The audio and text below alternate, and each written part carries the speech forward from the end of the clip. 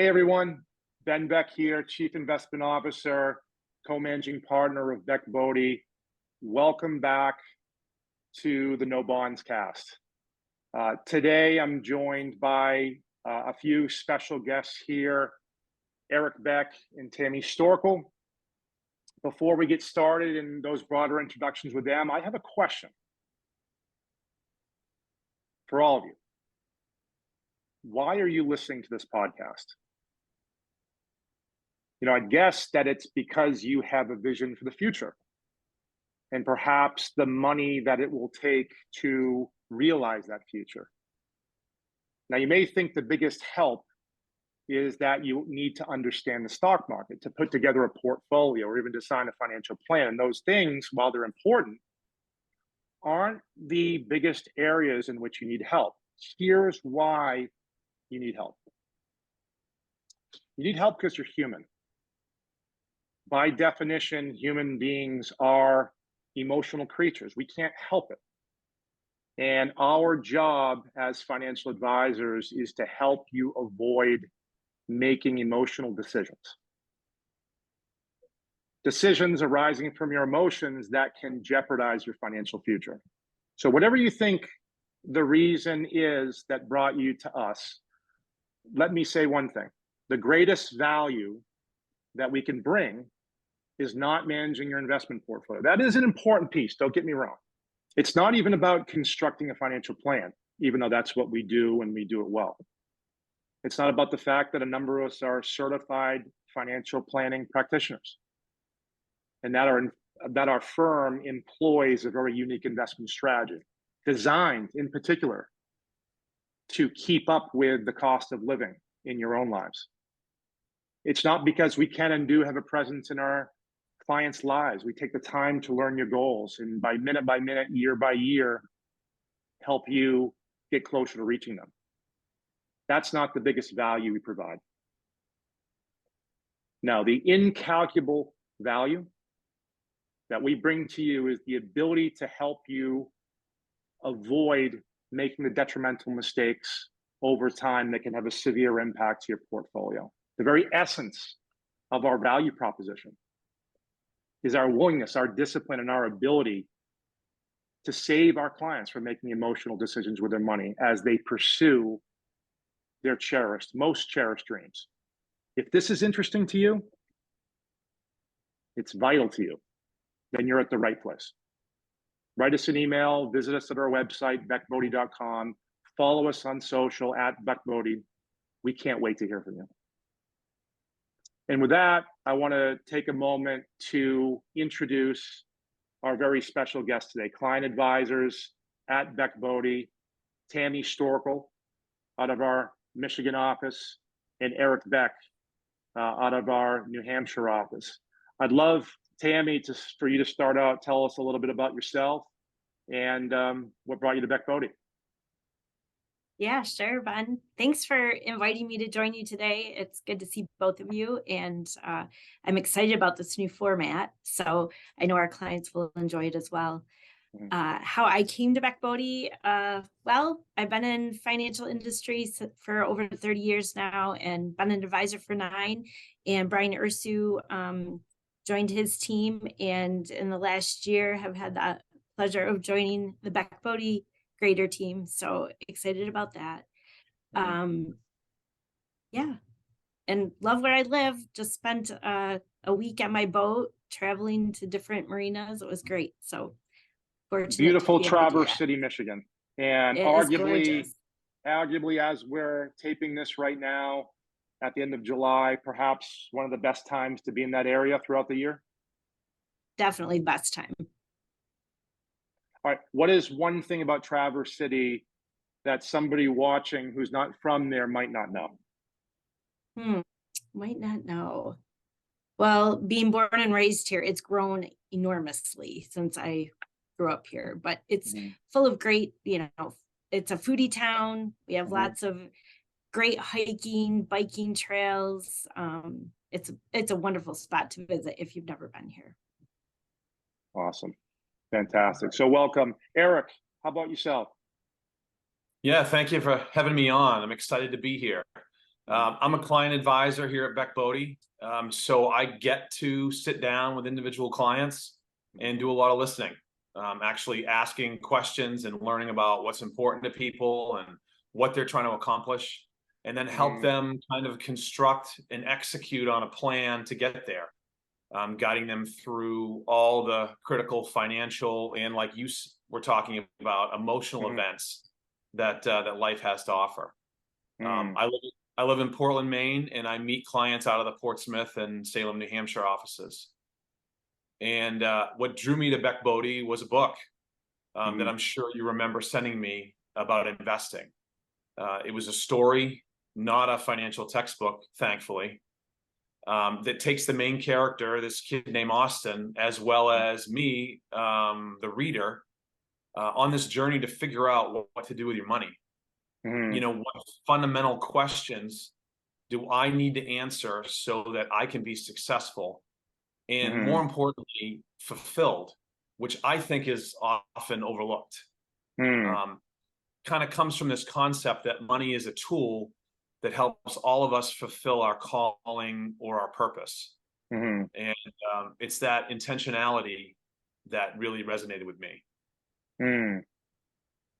That goal then, or that the utility then, to choose a word, a unique word for that, of a financial advisor then is such as we talked about before, not necessarily constructing the investment portfolio or putting together the plan, although important, very important. You referenced the book, so I've mentioned it. It's about the journey. And it's about being there at particular points, certainly along the journey, to help clients realize their dreams. I love that. Absolutely. I love that. So thank you both for the introductions. The format of the show today, I've actually asked Tammy and Erik to bring a bit of news or a question that they may have gotten from one of their clients. Maybe it's something that you've been wondering about as the listener in terms of all the various things that are going on in the news today or can potentially impact the economy. So I'll start with you, Tammy. Is there anything that you'd like to share in terms of a question or something that's come up with clients of yours? Sure. Yeah, there's so many things we could talk about, right? But one of the things that it comes up often is the interest rates. So how far we think the Federal Reserve is going to go with hiking interest rates. As we all know, we're in the middle of the most aggressive Fed hike cycle. And so it is anticipated that they're going to raise rates again for the 11th time, take us from 5.25 to 5.5. What are your thoughts? What do you think? Are we getting close to the end? And then, you know, once they're done hiking, how soon do you think it will be before they start decreasing rates? Great question. It's one, certainly you brought it up, but certainly one I think all of us have been asked, and it's certainly something that we're all talking about. In particular, it's July 26th as we're taping this right now. So it's actually today where interest rates, the decision on interest rates is being made for this current time.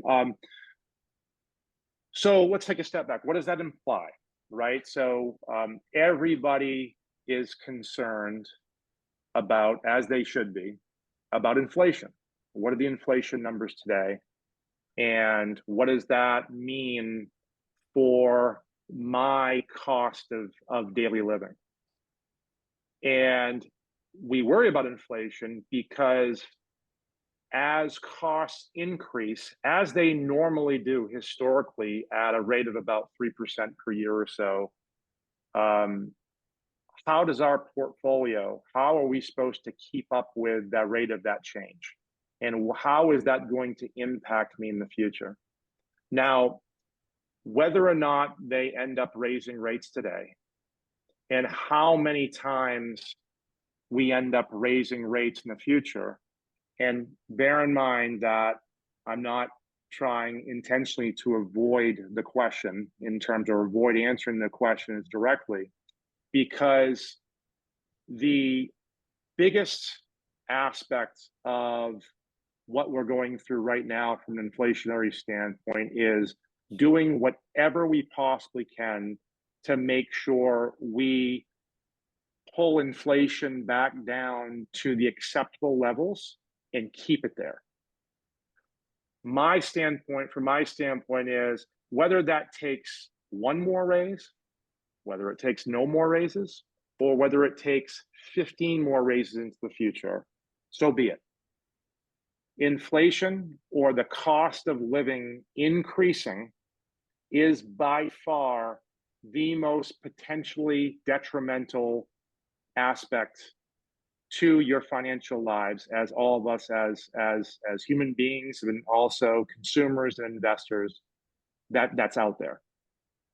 And so however many more times that takes is fine with me to stamp out what is this cancer that we call inflation, and to allow the economy to move forward on a more normalized basis.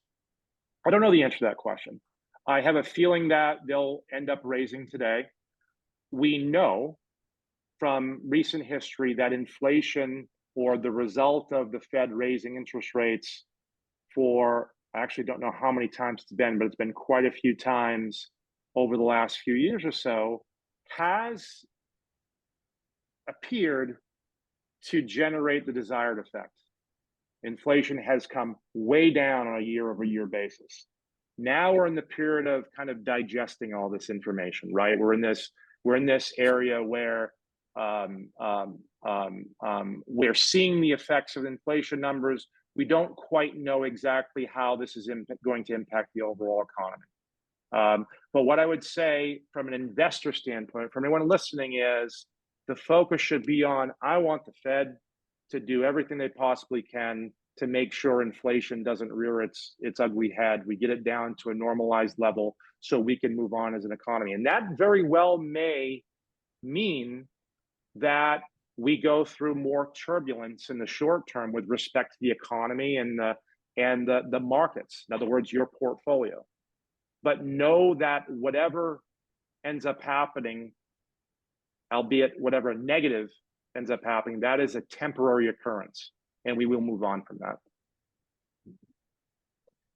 Do you think I was just going to ask you, do you think the 2% target that the Federal Reserve has placed, is that realistic, do you think?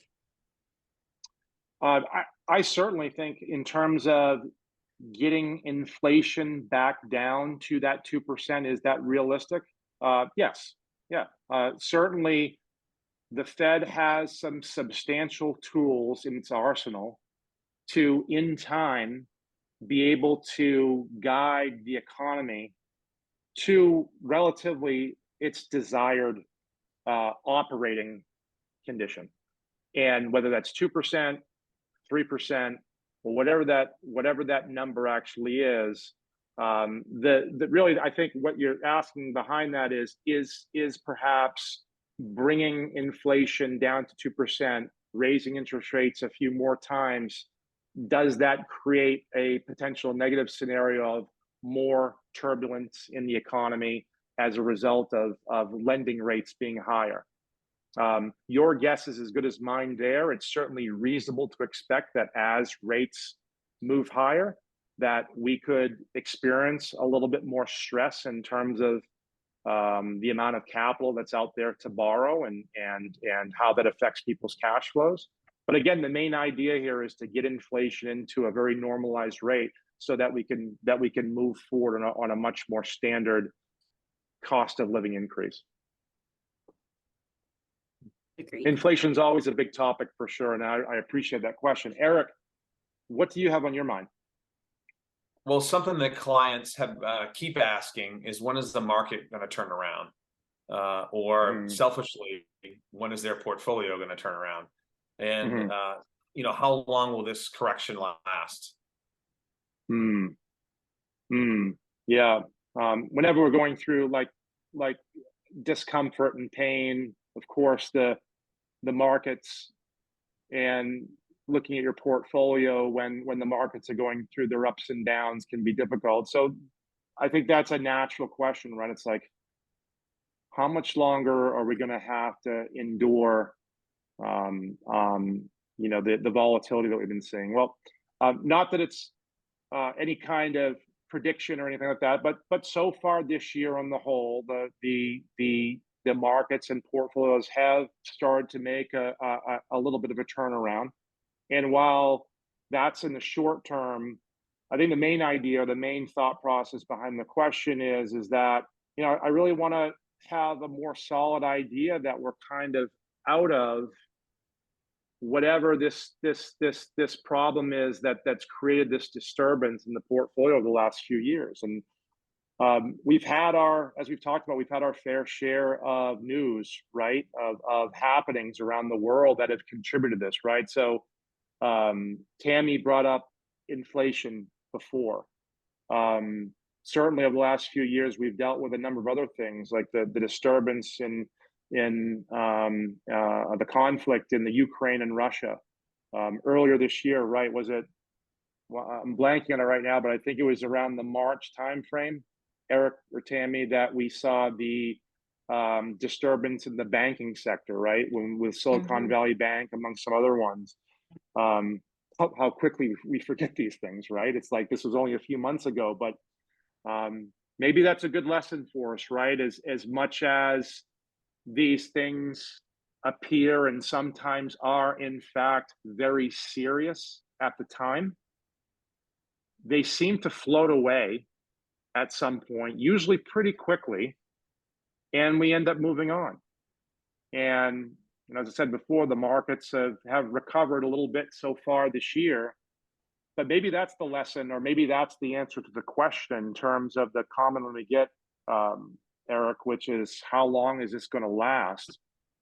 Another one just comes to mind right now, as maybe all of us have forgotten about, that not much more than a few months ago, that there was significant worry about the debt ceiling, right? And oh my gosh, we're driving towards this cliff, this Grand Canyon, and you turn on the news, like, oh my God, there's no way out of this. This is going to be disastrous. And then passes, we move on, the news engines die down, and we've moved on to something else. So it's pretty interesting how those were just a handful that we've faced in the not so distant past. And I know Tammy and Erik, we as a company had gone through a little while ago a look chronologically over the last 20 years. Remember that? Of all the different aspects or all the different happenings in the world that could have potentially affected and did potentially affect the economy, as under the facade of, what are all the reasons you could have made a case to not invest your money or to get your money out of the market over the last 20 or so years. And right, what were some of the things that were brought up then? It was like, certainly something earlier in the 2000s, there was the dot-com collapse and 9/11. I don't know if any Brexit. come to mind. Brexit, The Great that's right. Recession. Yeah. That's a great one, Tammy. I mean, the Great Recession. And Yeah. I don't know how you felt, but as a result of going through that exercise, you look at this like really long page of entries of all these different things that were serious, or at least serious feeling at the time, but then just kind of floated away, as things do, as the debt ceiling talks, or as the Silicon Valley Bank and the disturbance in the banking sector, and they float away, and we move on, and the market's up so far this year, despite everything that we're, the general public could be worried about, or at least the news media makes it that way. So Ben, go ahead. Sorry, I was going to ask, is there a typical time frame that these corrections last when you look at history? Yeah, I wouldn't say there's anything typical, because they're all different. What I would say is that what is typical is that they are very, very short. Now we have, if you were to look at the historical average of all of the bear markets that we've seen, those tend to, bear markets as defined as any fall in the broader market by 20% or more. And those tend to last from the peak to the very bottom, when they hit the very bottom and then start moving up, about 13 or 14 months in length. So those are the, what you would call kind of the worst of the worst. But don't forget about all of the disturbances that we've seen, again, when we went through that exercise, that are just your normal run-of-the-mill corrections that are 10%. And I think as a result of doing that exercise, I think we could all agree that, wow, we've forgotten about 95% of these. Why? Because they came about and then they left very quickly, and the economy and the world moves on, as does your portfolio. But to answer your question directly, Erik, or your client's question, the average lasts about 13 or 14 months. So what I would surmise from that, while this is in no way a prediction whatsoever, is that if we are still, in fact, in the middle of this bear market that we've been in over the last year or so, we're historically speaking, we're much more, probably much more closer to the very end of it than we are the beginning. So the basis behind how long is this going to last,